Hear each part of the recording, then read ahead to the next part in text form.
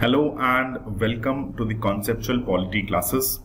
This particular lecture will be on the topic of basic structure doctrine, where we'll try to understand the basic philosophy behind the basic structure doctrine, and we'll also discuss the evolutionary part of it. See, so when we talk about basic structure doctrine, the first thing that we need to understand is how this particular debate came into picture.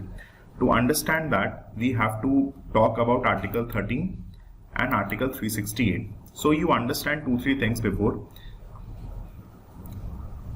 Okay, now you see 2-3 things. Now this particular debate came between two articles. One was Article 13 versus Article 368. Okay, now according to Article 13, you understand it is going to define what is law. Okay, now जब हम बात करेंगे law के बारे में, तो इसका कहना यह था कि भाई parliament should not come out with any law which should violate the fundamental rights, otherwise it will be declared as null and void. Article 368 says that कि भाई parliament has to be given amending power under which it can amend any part of the constitution, any part. तो सवाल ये आया कि भाई एक तरफ यू आर सेइंग कि भाई आप लॉ बना के फंडामेंटल राइट्स को अगर अपने लॉ बनाते हुए if you try to violate the fundamental rights तो हम उसको डिक्लेयर कर देंगे नल एंड वॉइड. तो दूसरी तरफ पार्लियामेंट के पास जो है एक बहुत ज्यादा स्ट्रॉन्ग अमेंडिंग पावर है, using which can they amend the fundamental rights also. I just hope you got this particular idea. I try to repeat it once more time.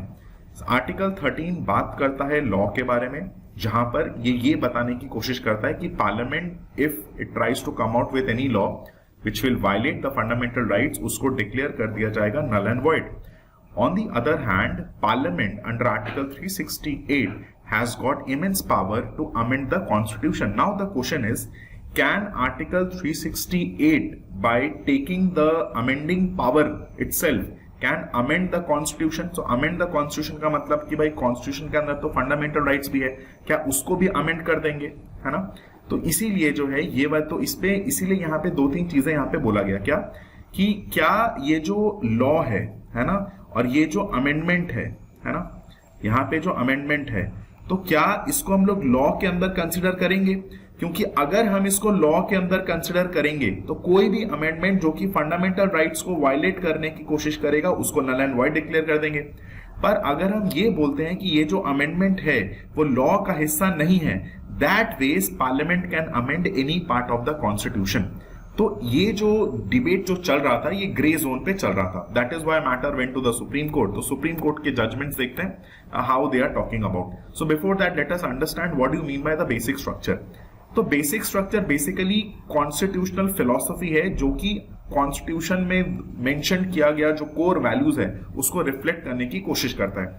क्या इसका जिक्र हमारे कॉन्स्टिट्यूशन में हो रखा है? The answer is no. It has been judicially innovative doctrine. Okay, क्या parliament इसको अमेंड कर सकता है? The answer is no. Parliament can amend the constitution but it can not touch the basic structure of the constitution.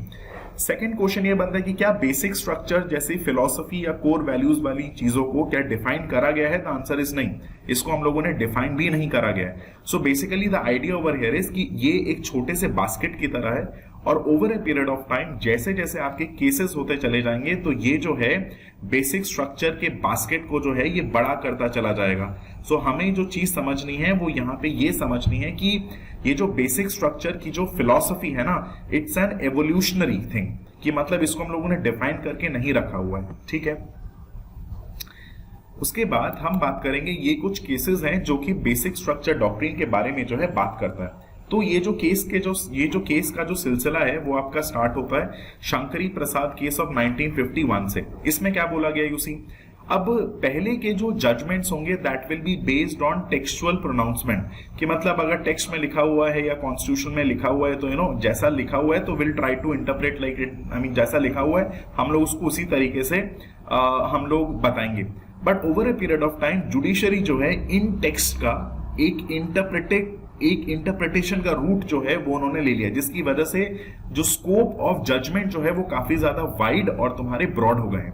तो शंकरी प्रसाद 1951 में यहाँ पे क्या बोला, देखो इसमें सिंपल सा ये बोलने की कोशिश करी कि ये जो भाई अमेंडमेंट है ना वो लॉ का हिस्सा नहीं है, है ना, अगर अमेंडमेंट लॉ का हिस्सा नहीं है तो क्या पार्लियामेंट अंडर आर्टिकल 368 क्या कॉन्स्टिट्यूशन में बदलाव कर सकता है? कॉन्स्टिट्यूशन में बदलाव यानी कि क्या फंडामेंटल राइट्स को चेंज कर सकता है? तो उसका आंसर हमें मिलता है शंकरी प्रसाद केस 1951 में, जिसमें क्या बोला गया देखो, under article 368 parliament can amend fundamental rights.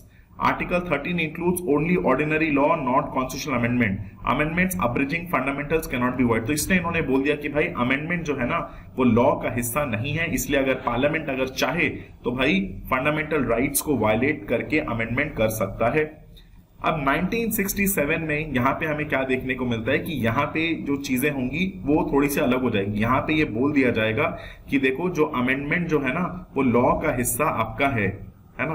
तो इसका मतलब क्या है कि अगर अमेंडमेंट लॉ का हिस्सा है तो आप अमेंडमेंट का रूट इस्तेमाल करके आप फंडामेंटल राइट्स को वायलेट आप नहीं कर सकते. इसमें लिखा हुआ है constitutional amendment acts are laws under article 13. तो अगर ये लॉ के डेफिनेशन में अगर आ गया तो कोई भी लॉ आप बना के फंडामेंटल राइट्स को वायलेट नहीं करवा सकते. ठीक है, इसके रिटेलिएशन में मतलब 1967 में इसका जजमेंट आया. इसके रिटेलिएशन में यूसी 24th अमेंडमेंट 1971 पास करा गया. इन्होंने बेसिकली क्या कोशिश करी कि इन्होंने आर्टिकल 13 के अंदर एक सब क्लॉज ऐड करा और आर्टिकल 368 के अंदर कुछ मॉडिफिकेशंस करे. क्या इसमें ये बोला गया कि भाई parliament can take away any fundamental right under article 368 and ये जो एक्ट्स होंगे ये लॉज के डेफिनेशन के अंदर नहीं आएंगे. तो यहाँ पे parliamentary reaction to the Golaknath case was कि भाई ये जो अमेंडमेंट है ना ये लॉ का हिस्सा है ही नहीं. तो शंकरी प्रसाद में ये बोला गया कि भाई अमेंडमेंट लॉ का हिस्सा नहीं है. गोलकनाथ में ये बोला गया कि अमेंडमेंट जो है वो आपका लॉ का हिस्सा है. दूसरे में पार्लियामेंट का रिएक्शन, पार्लियामेंट अमेंड करा आर्टिकल 13 सब क्लॉज 4 के अंदर और उन्होंने बताया कि ये जो अमेंडमेंट है ना वो लॉ के डेफिनेशन के अंदर नहीं आता. फाइनली मैटर पहुंचता है 1973 में केशवानंद भारती केस के अंदर और इसमें जो है बेसिक स्ट्रक्चर की फिलॉसफी को एस्टैब्लिश कर दिया जाता है. इनका कहना यह होता है कि क्या पार्लियामेंट क्या अंडर आर्टिकल 368 क्या पार्लियामेंट कॉन्स्टिट्यूशन को अमेंड कर सकता है? तो बिल्कुल कर सकता है, जो चाहे अमेंड कर सकता है, पर कॉन्स्टिट्यूशन का बेसिक स्ट्रक्चर जो है ये आपका वायलेट नहीं किया जा सकता या अमेंड नहीं किया जा सकता. तो क्या बेसिक स्ट्रक्चर को डिफाइन करा गया था? The answer is no. इसको डिफाइन हम लोगों ने उस टाइम की जुडिशरी ने नहीं किया गया था. तो this is what I told you कि भाई जो टेक्सचुअल प्रोनाउंसमेंट होती है और उसका जो इंटरप्रिटेशन करके जो चीजों का जो ब्रॉडनेस है वो आपका बढ़ता हुआ हमने देखा. कौन से केस में? केशवानंद भारती केस के अंदर. ओके, उसके बाद देखते हैं 39th अमेंडमेंट. अब यहां पे क्या है कि धीरे धीरे जैसे जैसे हम लोग बहुत सारी चीजें जो हैं हम लोग इसमें डालते चले जाएंगे.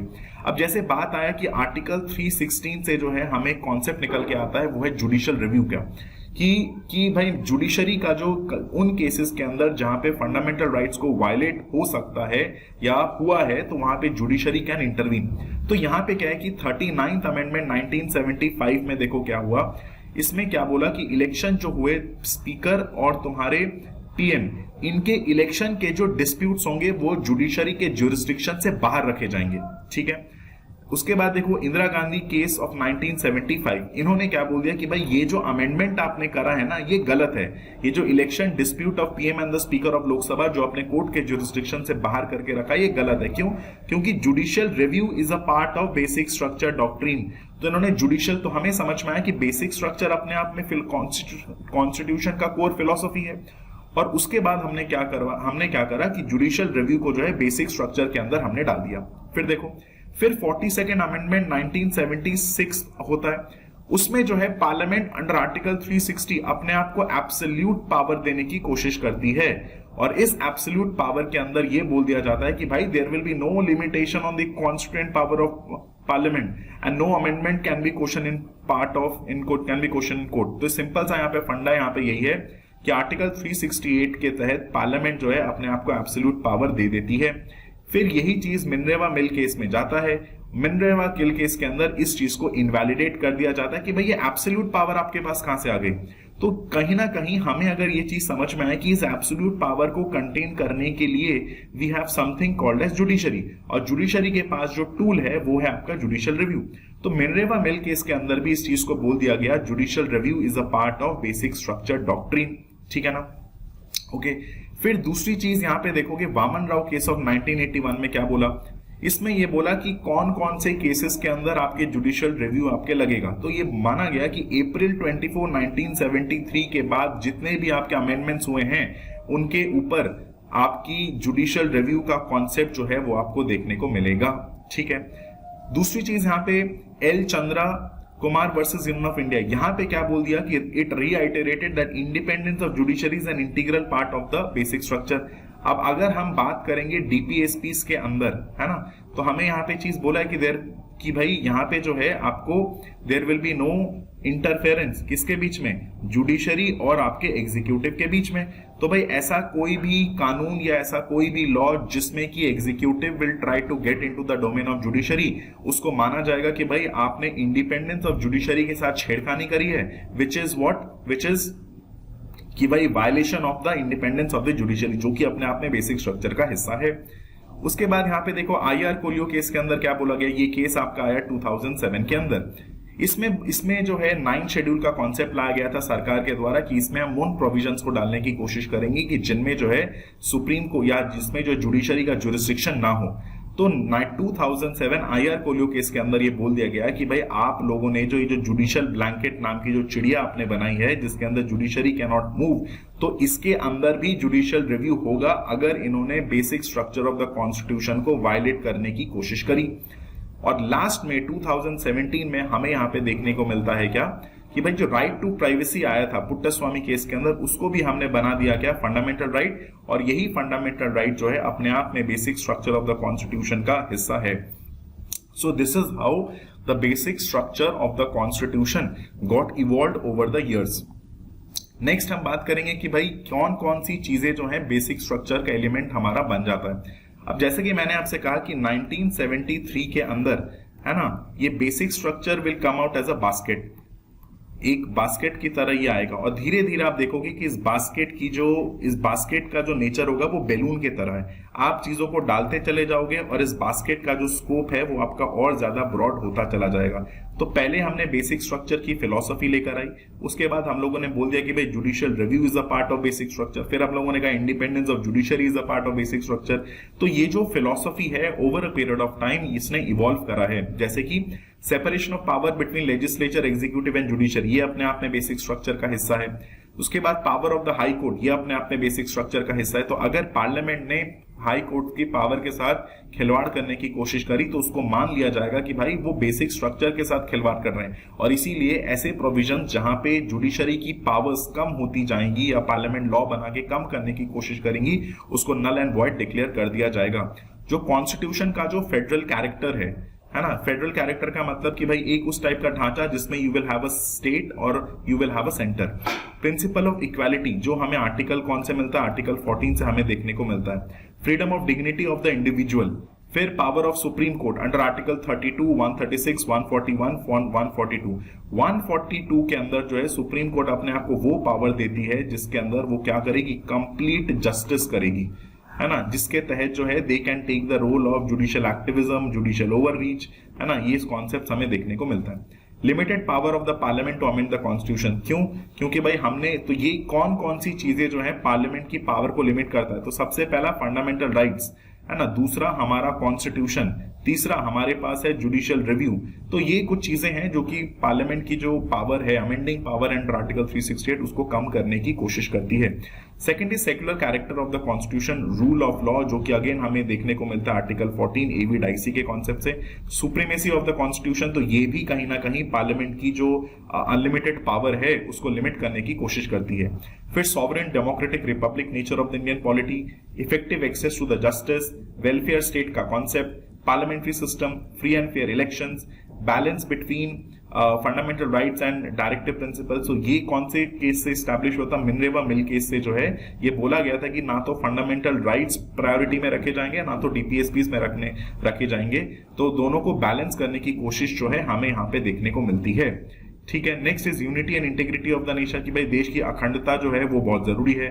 जुडिशियल रिव्यू को आपने बेसिक स्ट्रक्चर का हिस्सा आपने बना दिया, और इंडिपेंडेंस ऑफ जुडिशरी को भी जो है आपने बेसिक स्ट्रक्चर का हिस्सा बना दिया। तो ये इस चीज के चक्कर में व्हेन यू अंडरस्टैंड, ये जो एनजीएसी केस हुआ था, नेशनल जुडिशियल अपॉइंटमेंट कमीशन के केस में, जब अपने लॉ मिनिस्टर को जो है रखा था उसके अंदर +2 ज्यूरिस्ट को आपने रखा था, तो इसीलिए judiciary was not happy with this. तो एनजीएसी के केस में क्या हुआ था कि इसको एक 6 मेंबर बॉडी बना दिया गया, जिसमें कि आपने रखा था सीजीआई +2 सीनियर मोस्ट जजेस को, प्लस आपने रखा था लॉ मिनिस्टर को, प्लस आपने यहाँ पे रखा था 2 ज्यूरिस्ट को। और ये जो 2 ज्यूरिस्ट हैं वो पीएम हो गए, वो सीजीआई हो गए, और वो लीडर ऑफ ऑपोजिशन हो गए, उनके द्वारा चूज करे जाएंगे। तो जुडिशरी को कहीं ना कहीं लगा कि भाई ये जो एग्जीक्यूटिव का जो इंटरफेरेंस है वो कहीं ना कहीं जुडिशरी के सिलेक्शन या फिर जुडिशरी के अपॉइंटमेंट्स या रिक्रूटमेंट्स के ऊपर पड़ सकता है। तो एनजीएसी को जो है जुडिशरी ने नल एंड वॉइड डिक्लेयर करते हुए कहा कि भाई it is violating the independence of the judiciary. तो हमें ये कॉन्सेप्ट समझ में आ गया है कि over a period of time judiciary जो है इंटरप्रिटेशन का रूट लेते हुए चीजों को इंटरप्रेट करेगा, है ना। तो आई जस्ट होप कि आप लोगों को ये जो कॉन्सेप्ट है बेसिक स्ट्रक्चर का वो आपका समझ में आया हो। In case you have understood this, please right me in the comment section कि भाई what all other concepts conceptual videos you want. तो अकॉर्डिंगली जो है मैं ऐसे छोटे छोटे आप लोगों के लिए वीडियोस बनाता रहूंगा। Thank you so much.